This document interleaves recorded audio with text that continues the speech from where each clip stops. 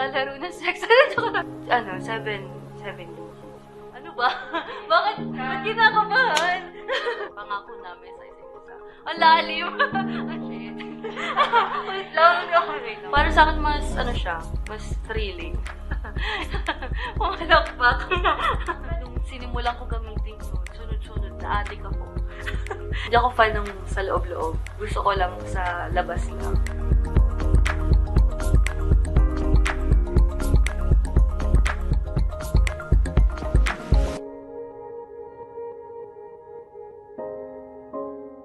Hi everyone! I'm Sharinami and I am an adult content creator here in the Philippines. Siyempre, as an adult content creator, puro pang 18 plus yung mga contents ko. May mga nudes, nagpo-photoshoot ako ng mga sexy. Mostly ng mga contents ko is more on fetish and fantasies.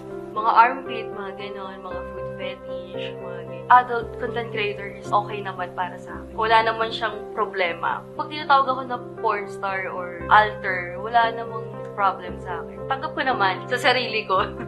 Nag-start ako nung pandemic lang, 2020. So, mga fan sites lang muna, solo contents lang muna, and explore ko lang talaga yung self ko, and syempre para sa akin, self-expression na rin. Nagsimula siya parang take lang ng mga photos, wala pa ako mga costumes, mga toys, no? Sabi ko sa sarili ko na, ay, ang sexy ko naman, kahit na meron akong insecurity before, flat-chested ako.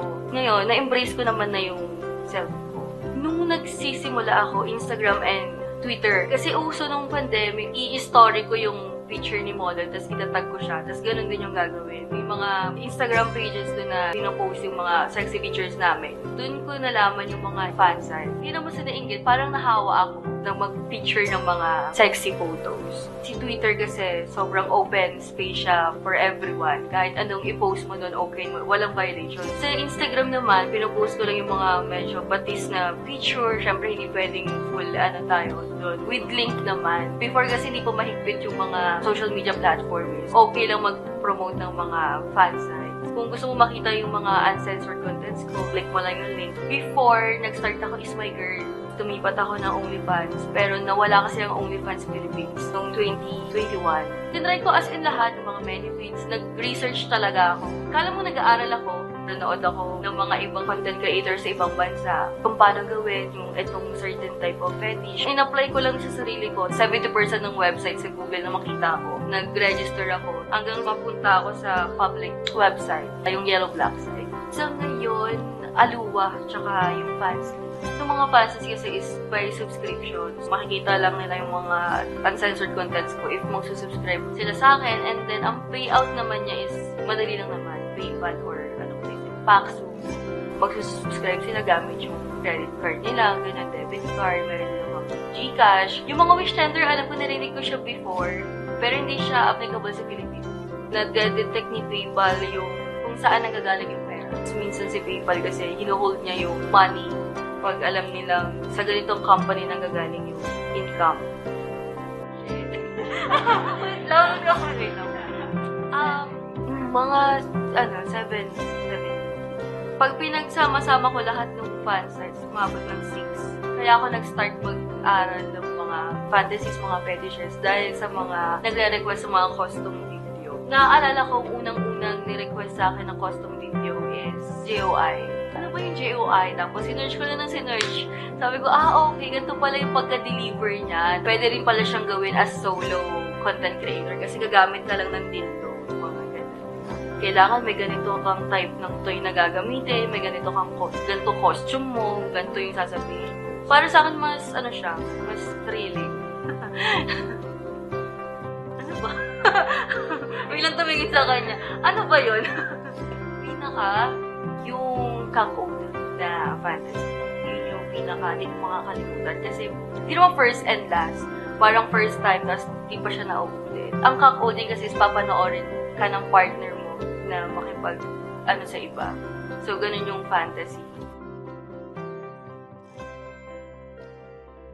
Meron kasi ako partner talaga, and siya talaga yung partner ko talaga sa mga most of my contents ko. And then, syempre, nag-usap lang naman kami. Work naman kasi, wala namang feelings involved doon. Yun lang.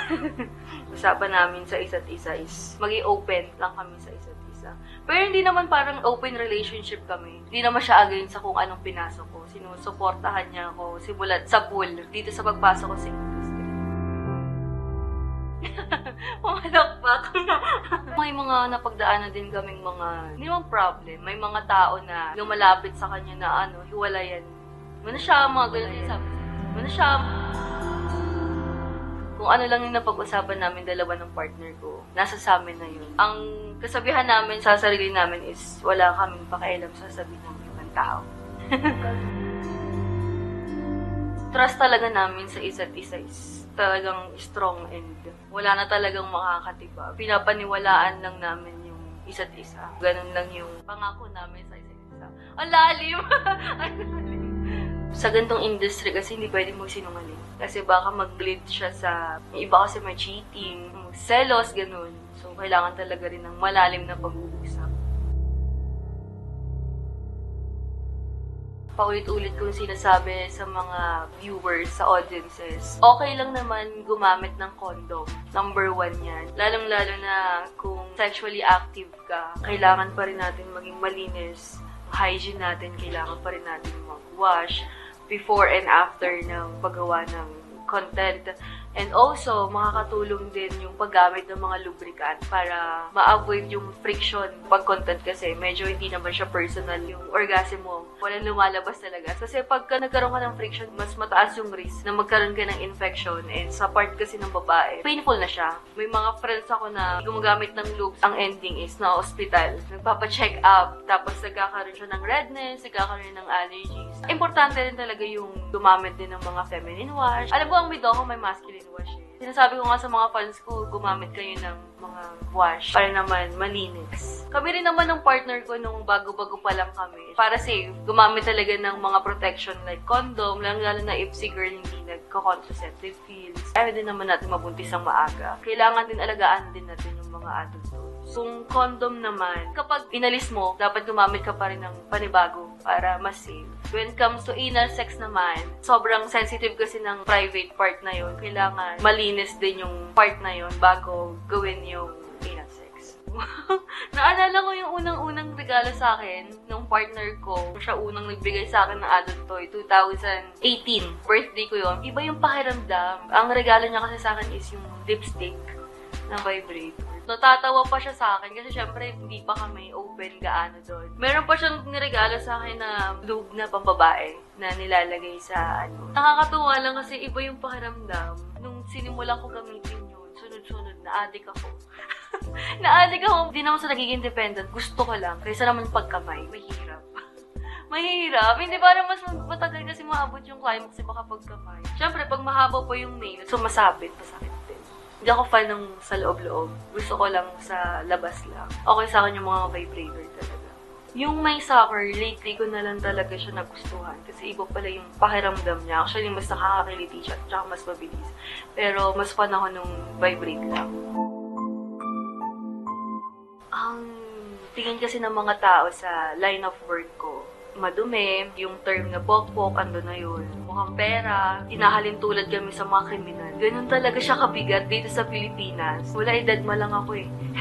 May kasabihan ako sa sarili ko na okay lang tong work ko as long as wala akong inaapakang tao. Pero lagi ko sinasabi to sa mga interview na hindi ko naman ina-encourage yung mga kabataan ngayon na pumasok sa ganito. It's up to you. Iba kasi nasisilaw sa pera. Ayokong mangyari na na-encourage ko sila dahil sa pera. Low-key lang ako pagdating sa lifestyle ko sa social media. Hindi siya sapilitan at hindi siya dahil lang sa pera. Dapat passion mo and dapat parang meron kang mission and vision kung bakit mo pinasok adult. Hindi lang basta-basta susugod ka kasi dapat matibay yung dibdib mo. Nakikita ko mga 19, mga 20 na hindi okay yung mental health nila. Ganun kasi yung katambal ng pagpasok sa adult world. Na-exhaust sila agad. Kasi nga, di ba, dapat ang pagpasok dito, hindi ka na feeling stress. Kasi nga, di ba, nakapag self-expression ka. Art kasi, then, dapat naging confident ka sa sarili mo pag pumasok ka dito sa industry na to.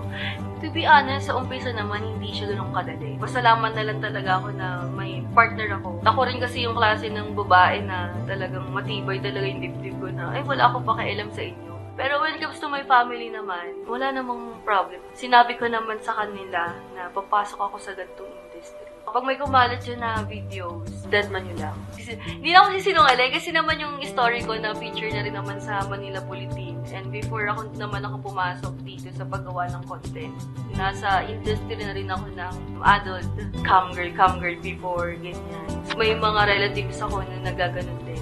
Open-minded naman yung side ng family ko. Work is work. So wala namang hesitation. Pero nung pinasok namin yung mga public side, nag-usap naman kami ng partner ko, harapan. I-go ba natin, mag-upload ba tayo, or mag-stay lang tayo nasa pag-uusap na lang din talaga para walang problema sa future. Naglalaro ng sex. Joke lang.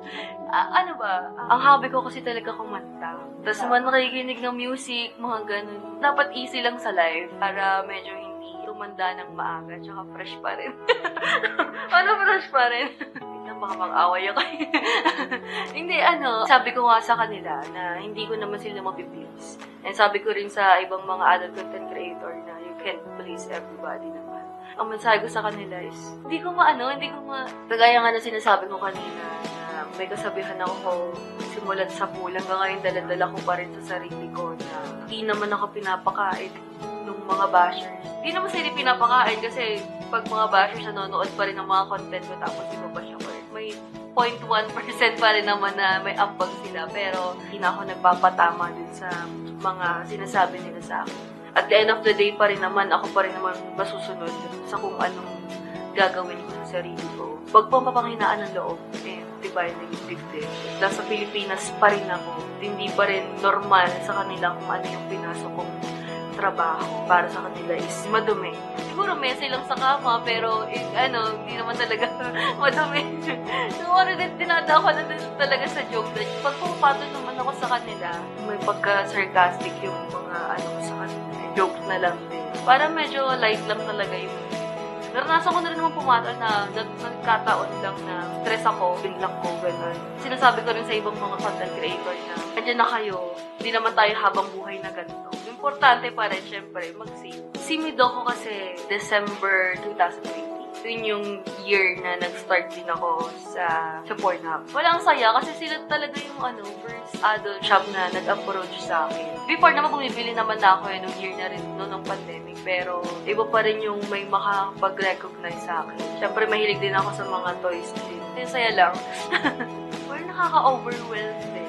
Hindi naman ako sanay na may lumalapit na company sa akin. May magtitiwala, i-review yung toy, gawa ng content, and ang saya lang sa pakiramdam. And hanggang ngayon pa rin naman, buwan-buwan, nakapag-research ako about sexual wellness. Natulungan ko rin yung sarili ko, na-educate din yung sarili ko. At the same time, ini-educate ko rin yung ibang tao about sexual health, sexual wellness. Hindi naman sa pag-normalize sa paggamit ng toy. It's okay and it's fine to use adult toy. Gusto ko lang naman sa mga taong nasa paligid sa akin, tanggap ako, talagang open sa kahit anong sabihin ko sa kanila about sa industry ko. Sobrang natutuwa ako sa Midoko kasi talagang full support sila dun sa industry din na pinasok. No discrimination talaga sa... Yun yung importante doon. Wala talagang discrimination. Dapat talaga open mind tayo.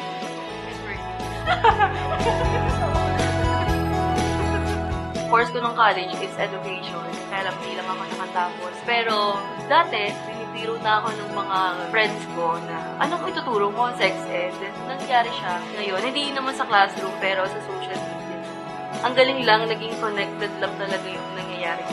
Pinaka-memorable. Ang dami. Nagkaroon din ako ng ibang collaboration sa ibang mga vlogger na dinala ko yung Midoko talaga. Yola, nagpamigay na rin kami ng mga condom sa public. May isang matanda kasi na parang, ano ba naman yan? Ba't namimigay ng condom? Pero hindi pa rin kami nagpatinag. Talagang may mga kumukuha naman kasi aminin natin sa sarili natin na gusto talaga nila ng condom or ng mga lube. Hi everyone, it's me, Sharinami, and thank you for watching Midoko TV. And don't forget to subscribe Midoko YouTube channel at Midoko Official. And of course, subscribe nyo naman ako sa mga social media account ko sa instaby.cc/Sharinami. So yun lang, hanggang sa muli. Bye-bye!